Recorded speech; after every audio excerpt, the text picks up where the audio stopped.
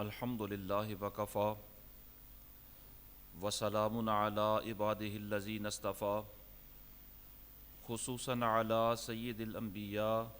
علیہ التحیۃ والثناء اما بعد فاعوذ باللہ من الشیطان الرجیم بسم اللہ الرحمن الرحیم انما یرید اللہ لیذہب عنکم الرجس اہل البیت وَيُطَهِّرَكُمْ تَطْهِيرًا صدق اللہ مولانا العظیم وبلغنا رسولہ النبی الکریم الامین ونحن علی ذلک لمن الشاہدین والشاکرین والحمد للہ رب العالمین ان اللہ وملائکتہ یصلون علی النبی یا ایہا الذین آمنوا صلو علیہ وسلموا تسلیما الصلاۃ والسلام علیک یا سیدی یا رسول اللہ وعلی آلک واصحابک یا سیدی یا حبیب اللہ الصلاۃ والسلام علیک یا شفیع المذنبین وعلی آلک واصحابک یا رحمۃ للعالمین۔ بعد از حمد و ثنا، آج جمعۃ المبارک کی اس نشست میں حضور نبی اکرم نور مجسم شفیع معظم صلی اللہ تعالیٰ علیہ وسلم کی نور نظر لخت جگر خاتون جنت حضرت سیدہ فاطمۃ الزہراء رضی اللہ تعالیٰ عنہا کے حوالہ سے چند گزارشات آپ کے سامنے عرض کرنا مقصود ہے۔ اللہ کریم کلمات حقہ کو زباں پر جاری و ساری فرمائے۔ حضرت سیدہ فاطمہ الزہراء رضی اللہ تعالی عنہا کی ولادت مبارکہ مکہ مکرمہ میں حضور کے اعلان نبوت فرمانے سے تقریباً 5 سال پہلے ہوئی۔ جس وقت آپ پیدا ہوئیں تو ظاہر ہے حضور کی عمر اس وقت اندازے سے 35 سال بنتی ہے، اور آپ سے پہلے آپ کی 3 بڑی بہنیں اور بھی تھیں۔ سب سے بڑی ہمشیرہ حضرت سیدہ زینب رضی اللہ تعالی عنہا، اور ان سے چھوٹی ہمشیرہ حضرت سیدہ رقیہ رضی اللہ تعالی عنہا، اور ان کے بعد حضرت سیدہ ام کلثوم رضی اللہ تعالی عنہا، اور چوتھے نمبر پر آپ حضرت سیدہ فاطمہ الزہراء ہیں۔ سرکار کی یہ چاروں صاحبزادیاں حضرت سیدہ خدیجہ الکبریٰ رضی اللہ تعالی عنہا کے شکم اطہر سے اللہ رب العالمین نے آپ کو عطا فرمائیں، اور آپ جب پیدا ہوئیں تو آپ کا نام فاطمہ رکھا گیا، اور ظاہر ہے یہ سرکار نام رکھ رہے ہیں، یہ حکمت سے خالی نہیں ہے۔ آپ کا نام فاطمہ کیوں رکھا گیا، اس کی خود وجہ سرکار نے ایک موقع پر بیان فرمائی۔ فاطمہ کا مطلب ہوتا ہے چھڑانے والی، علیحدہ کرنے والی، آزاد کرنے والی۔ تو سرکار نے خود اس نام کے رکھنے کی وجہ بیان فرمائی، فرمایا انما سمیت بنتی فاطمہ لأن اللہ فاطمہا ومحبیہا عن النار، کہ اس کا نام فاطمہ رکھا ہی اس لیے گیا ہے کہ اللہ رب العالمین نے میری اس بیٹی کو بھی اور اس کی اولاد اور اس کی عقیدت مندوں کو بھی جہنم سے مالک کریم نے آزاد کر دیا ہے۔ یعنی یہ اپنے عقیدت مندوں کو اور اپنی نسل کو جہنم سے چھڑانے والی ہیں، اس لیے ان کا نام فاطمہ رکھا گیا۔ اور آپ کے جو القاب ہیں ان میں سے ایک لقب بطول ہے۔ بطول کا مطلب ممتاز اور نمایاں بھی ہوتا ہے، اور بطول کا مطلب بالکل الگ تھلگ بھی ہوتا ہے۔ جو نمایاں ہوتا ہے وہ ظاہر ہے باقیوں سے الگ تھلگ بھی ہوتا ہے۔ تو آپ کو بطول کہنے کی یا تو یہ وجہ ہے کہ آپ پوری کائنات کی خواتین سے نمایاں خاتون ہیں، اور یا اس لیے آپ کو بطول کہا جاتا ہے کہ آپ عبادت میں اتنی محو ہوتی اور اتنی متوجہ اللہ ہوتی کہ ساری دنیا سے گویا الگ تھلگ ہو کر، قطع تعلق کر کے یکسوئی کے ساتھ اللہ رب العالمین کی بارگاہ میں حاضر ہوتی۔ اس الگ تھلگ ہونے کی وجہ سے اور کائنات سے تعلق منقطع کر کے صرف اپنے رب سے رشتہ جوڑنے کی وجہ سے آپ کو بطول کہا جاتا ہے۔ اسی طرح جو آپ کے معروف القاب ہیں، وہ جو سرکار نے عطا فرمائے، ان میں سے ایک لقب ہے سیدہ نساء العالمین، یعنی سارے جہان کی عورتوں کی آپ سیدہ اور سردار ہیں۔ اور ایک موقع پر سرکار نے فرمایا سیدہ تو نساء اہل الجنہ، کہ آپ ساری جنتی خواتین کی سردار ہیں۔ سرکار دو عالم صلی اللہ تعالیٰ علیہ وسلم نے آپ کو بے شمار عظمتوں سے نوازا، اور آپ کے جو القاب امت میں معروف ہوئے ان میں سے ایک سیدہ زہرا ہے، اور زہرا کا مطلب ہوتا ہے تازہ گلشن، تازہ پھول، جس کی مہک مشام جہاں کو معطر کر دے۔ اور آپ کے القاب میں سے رادیہ بھی ہے، مردیہ بھی ہے، عابدہ بھی ہے، زاہدہ بھی ہے، یعنی القاب آپ کے بے شمار ہیں۔ حضرت سیدہ فاطمہ الزہرا رضی اللہ تعالی عنہا کی ولادت کے حوالہ سے آپ سماعت فرما چکے کہ اعلان نبوت سے تقریباً 5 سال پہلے آپ کی ولادت ہوئی۔ تو اس کا مطلب یہ ہے کہ جب سرکار نے اعلان نبوت فرمایا تو آپ کی عمر 5 سال ہے۔ اعلان نبوت کے بعد سرکار کے مکی زندگی کے اندر جو حالات ہیں، یہ جتنے کٹھن، جتنے مشکل اور جتنے پر مصائب ہیں، ان حالات سے آپ اندازہ کر سکتے ہیں کہ حضرت فاطمہ الزہرا رضی اللہ تعالی عنہا کا بچپن کن حالات میں گزرا ہوگا۔ یقیناً اس سے یہ اندازہ کیا جا سکتا ہے کہ جس طرح عام لوگوں کا بچوں کا بچپن گزرتا ہے خوشی سے، کھیل کود کے اندر، حضرت فاطمہ الزہرا رضی اللہ تعالی عنہا کا بچپن اس انداز سے نہیں گزرا۔ ظاہر ہے جن لوگوں کی سرکار سے عداوت ہے وہ سرکار کے خانوادہ کو کب برداشت کر سکتے ہیں؟ حضرت سیدہ فاطمہ الزہرا رضی اللہ تعالی عنہا، آپ کا بچپن اس انداز سے گزرا کہ سرکار نے اعلان نبوت فرمایا، آپ کی عمر 5 سال ہے، اعلان نبوت کو کیے ہوئے ابھی 7 سال گزرے ہیں۔ اس دوران جو مصائب کفار نے سرکار پر یا سرکار کے صحابہ پر کرنے تھے وہ کیے، لیکن جب 7 سال کا عرصہ ہو گیا تو اب باقاعدہ اہل مکہ نے حضور کا سوشل بائیکاٹ کر دیا، بستی سے نکلنے پر مجبور کر دیا۔ اب بنو ہاشم اعلان نبوت کے 7ویں سال شیب بنی ہاشم کے اندر وقت گزارنے میں مصروف ہو گئے، اور ظاہر ہے جب حضور کے اعلان نبوت کا یہ 7واں سال ہے تو حضرت فاطمہ الزہرا رضی اللہ تعالی عنہا کی عمر کا یہ 12واں سال ہے۔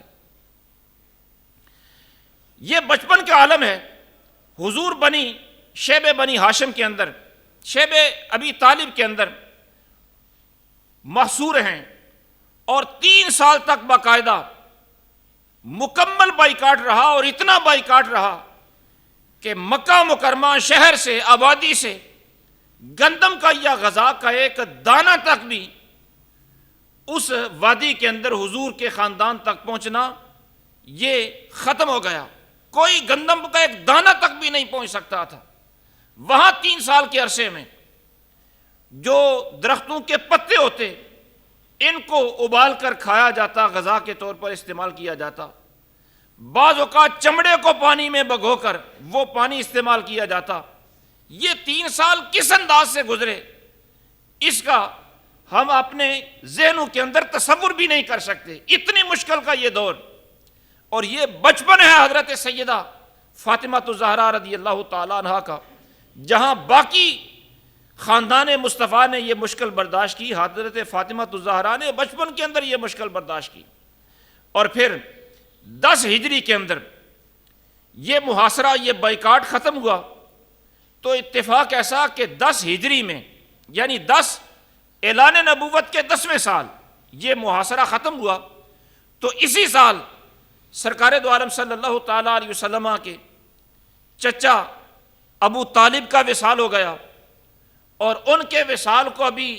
تقریباً مہینہ ہی گزرا تھا، 35 دن گزرے تھے کہ سرکار کی رفیقہ حیات حضرت خدیجہ الکبریٰ رضی اللہ تعالیٰ عنہ بھی داغ مفارقت دے گئیں، اعلان نبوت کے 10ویں سال۔ اب ظاہر حضرت فاطمہ الزہرا رضی اللہ تعالیٰ عنہ کی عمر کا یہ 15واں سال ہے، دادا وصال فرما چکے ہیں اور آپ کی والدہ ماجدہ وصال فرما چکی ہیں، اور گھر میں جب ماں نہ ہو اور معاشرہ سارا دشمنی پر تلا ہوا ہو تو آپ اندازہ کر سکتے ہیں کہ یہ بچپن کیسے گزرتا ہوگا۔ اور پھر سرکار دو عالم صلی اللہ تعالیٰ علیہ وسلم کے اپنے کاشانہ اقدس کی کیفیت یہ ہے کہ یکے بعد دیگرے یہ جو بہت ہی قریبی رشتے دنیا سے جا چکے، سرکار نے اس سال کو عام الحزن کا سال قرار دیا، یعنی یہ غموں والا سال ہے۔ حالانکہ اعلان نبوت کے 10ویں سال، جس سال یہ دونوں رشتے گئے،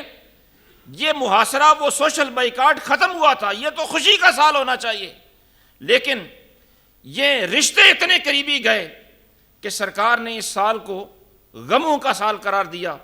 اور سرکار کے گھر کی کیفیت یہ ہے کہ رفیقہ حیات وصال فرما چکی ہیں، اور سرکار کی کل 4 بیٹیاں ہیں، جن میں سے 2 بڑی بیٹیاں وہ اپنے اپنے گھر والی ہیں، ان کی شادیاں ہو چکی ہیں، اور چھوٹی جو 2 بیٹیاں ہیں حضرت سیدہ ام کلثوم اور حضرت سیدہ فاطمہ الزہرا رضی اللہ تعالیٰ عنہ یہ گھر میں ہیں۔ اب سرکار کی ذمہ داریاں اور بچیوں کی جو گھریلو زندگی ہے اس کا اندازہ آپ آسانی سے کر سکتے ہیں کہ کیا ہوتا ہوگا۔ پھر حضور نبی اکرم نور مجسم شفیع معظم صلی اللہ تعالیٰ علیہ وسلم کی اس لخت جگر کے جو بچپن کے حالات ہیں، ان میں سے صرف ایک حکایت آپ کے سامنے عرض کرنے لگا ہوں کہ ابو جہل یہ کمینگی میں اپنی انتہا کو پہنچا ہوا تھا۔ بعض اوقات بندہ دشمن ہوتا ہے لیکن دشمن داری کے آداب سے واقف ہوتا ہے، وہ گھر کی خواتین یا بچیاں ان کے ساتھ وہ دشمنی نہیں نبھاتا، جس کے ساتھ اس کی ٹسل ہوتی ہے، ٹکر ہوتی ہے، وہ دشمنی اسی سے کرتا ہے۔ لیکن جب دشمن کمینہ فطرت ہو تو وہ دشمنی کے آداب سے چونکہ واقف نہیں ہوتا، اس لیے ابو جہل نے ایک دفعہ حضرت فاطمہ الزہرا رضی اللہ تعالیٰ عنہ بچپن میں ہیں، ان کو خامخواہ ایک تھپڑ مار دیا۔ جب ان کو تھپڑ مارا تو یہ روتی ہوئی سرکار دو عالم صلی اللہ تعالیٰ علیہ وسلم کی خدمت میں حاضر ہو گئیں، شکایت کی ابو جہل نے یہ ظلم کیا ہے۔ سرکار دو عالم صلی اللہ تعالیٰ علیہ وسلم نے حضرت فاطمہ سے فرمایا کہ یہ ماجرا ابو سفیان کو جا کر بتاؤ، وہ بھی اگرچہ دشمن ہیں، ابھی انہوں نے کلمہ نہیں پڑھا لیکن کم از کم دشمنی کی آداب سے تو واقف ہیں۔ ابو جہل کی یہ حرکت جا کر ابو سفیان کو بتاؤ۔ اب حضرت فاطمہ الزہرا رضی اللہ تعالیٰ عنہ ابو سفیان کے پاس گئیں اور بتایا کہ ابو جہل نے میرے ساتھ یہ سلوک کیا ہے۔ ابو سفیان نے حضرت فاطمہ الزہرا رضی اللہ تعالیٰ عنہ کی انگلی پکڑی، حالانکہ آپ اندازہ دیکھیں کہ ابو جہل قریش میں سے ہے جو سرکار کا خاندان ہے براہ راست، اور ابو سفیان بنو امیہ میں سے ہے، لیکن اس کے باوجود وہ دشمن ہونے کے باوجود آداب دشمنی سے کچھ نہ کچھ واقف ہے۔ سرکار نے اس کے پاس بھیجا، ابو سفیان نے بچی کی حضرت فاطمہ کی انگلی پکڑی اور ابو جہل کو ڈھونڈنا شروع کر دیا۔ حرم مکہ میں آئے جہاں ابو جہل اپنے کارندوں کے ساتھ، چیلوں کے ساتھ بیٹھا ہوا تھا۔ اب ابو سفیان سامنے کھڑے ہو گئے،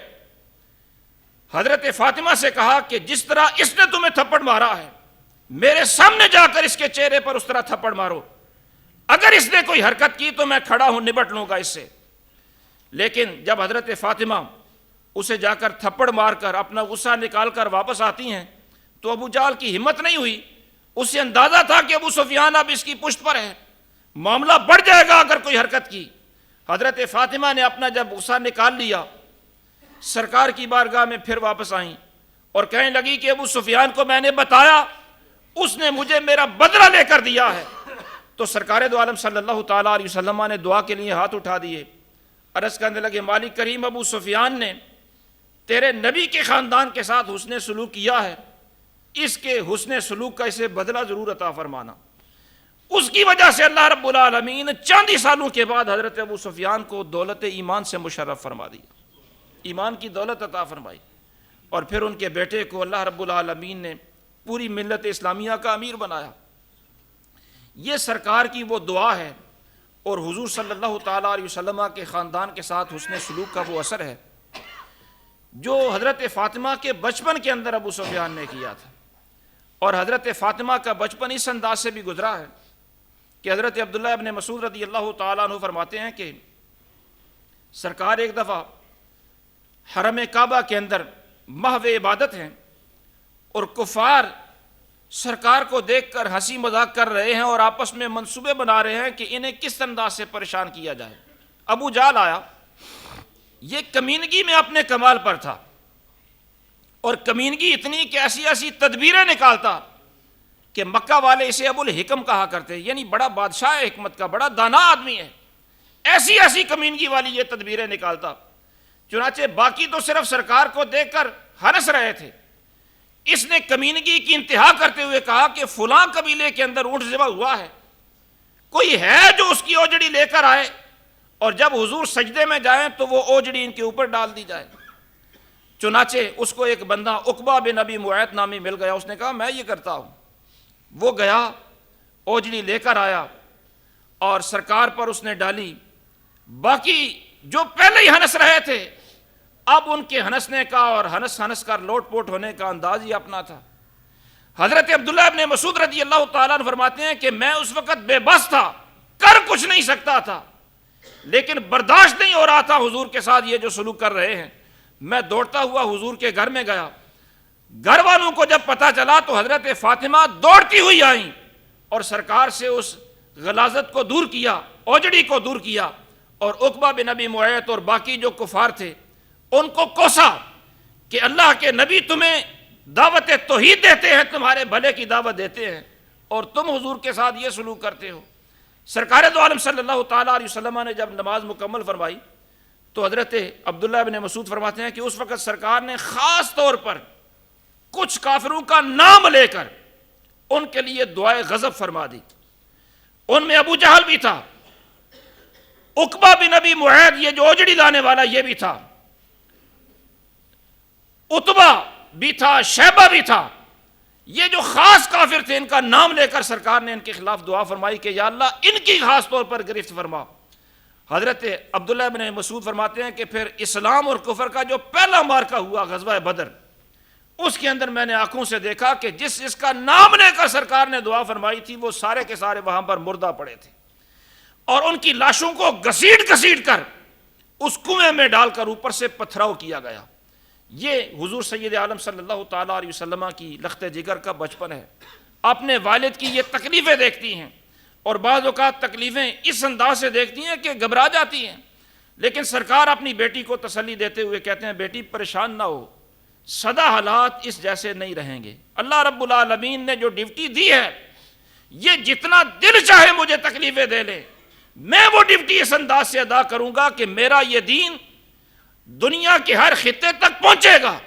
ہر گھر کے اندر میرا پیغام پہنچے گا، اس انداز سے ڈیوٹی دے کر جاؤں گا۔ اور یہ جو کفار کے ظلم و ستم ہیں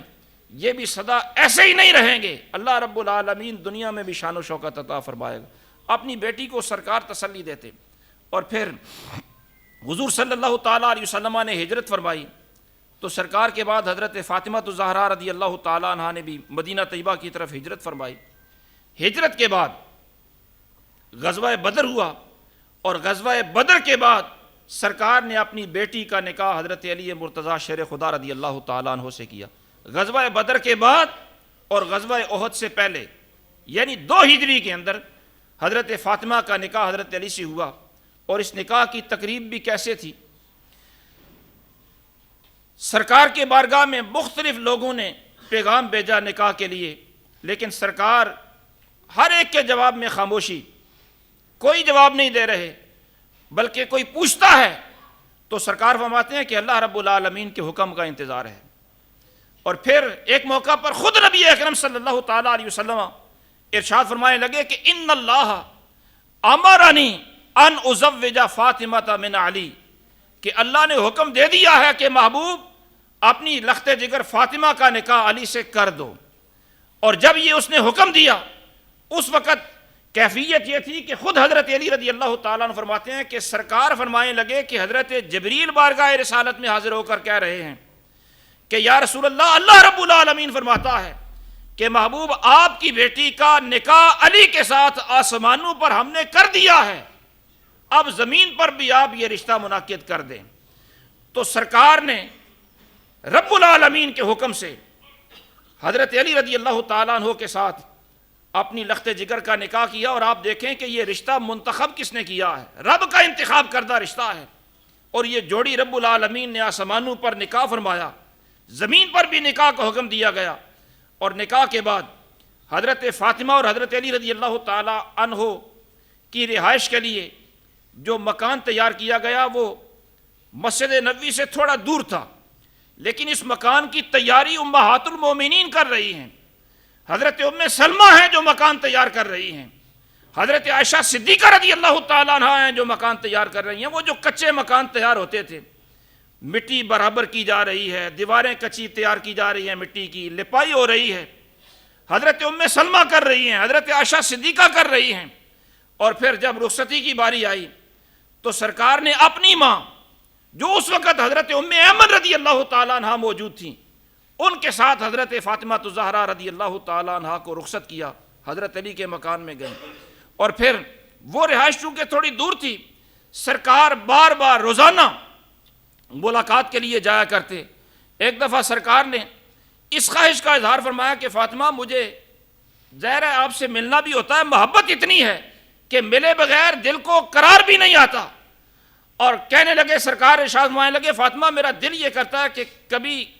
کہیں قریبی رہائش مل جائے تو تمہیں وہاں منتقل کر لوں۔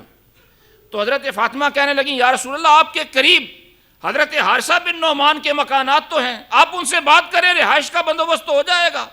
لیکن سرکار فرمانے لگے، نہیں، حارثہ نے اس سے پہلے اسلام کے لیے قربانیاں اتنی دے دی ہیں، اتنا اس نے اصرار کر دیا ہے کہ آپ مجھے مزید بات کرتے ہوئے مجھے حیا آتی ہے، میں نہیں بات کروں گا۔ یہ بات حضرت حارثہ تک پہنچی تو حضرت حارثہ بارگاہ رسالت میں حاضر ہو گئے، عرض کرنے لگے، یا رسول اللہ، میں کیا، میرا مال کیا،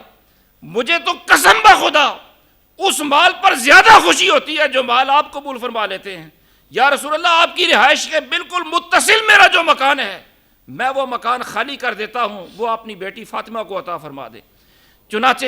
حضرت حارثہ نے وہ مکان وہ پیش کیا، اور یہ مکان تھا کون سا؟ آپ یوں اندازہ کریں کہ جہاں آج سرکار کا روضہ مبارکہ ہے، یہ سرکار کی رہائش تھی، حضرت عائشہ صدیقہ رضی اللہ تعالی عنہا کا حجرہ مبارکہ تھا۔ اور آپ جب اس کی پشت کی طرف آتے ہیں تو جالیوں کے اندر ہی وہ مکان تھا جو حضرت حارثہ نے پیش کیا، جو حضرت فاطمہ الزہرا رضی اللہ تعالی عنہا کا مکان بنا۔ باہر سے ان دونوں مکانوں کا دروازہ ایک ہی تھا جو مسجد نبوی کے اندر کھلتا تھا۔ سرکار اپنے حجرہ مقدسہ سے جب مسجد میں آتے تو صرف گلی تھی درمیان میں، ادھر حضرت عائشہ کا حجرہ تھا، ادھر حضرت فاطمہ الزہرا رضی اللہ تعالیٰ عنہ کا حجرہ تھا۔ یعنی حضرت فاطمہ کا جو مکان تھا یہ آج حجرہ نبویہ کے اندر سرکار کے روضہ مبارک کی جالی کے اندر یہ موجود ہے، اتنا قریب کا مکان۔ اور پھر صبح و شام سرکار اپنی بیٹی سے ملاقات بھی فرماتے، بلکہ آپ نے یہ بارہا دفعہ پڑھا بھی ہوگا، سنا بھی ہوگا کہ سرکار جب بھی کہیں سفر پر جاتے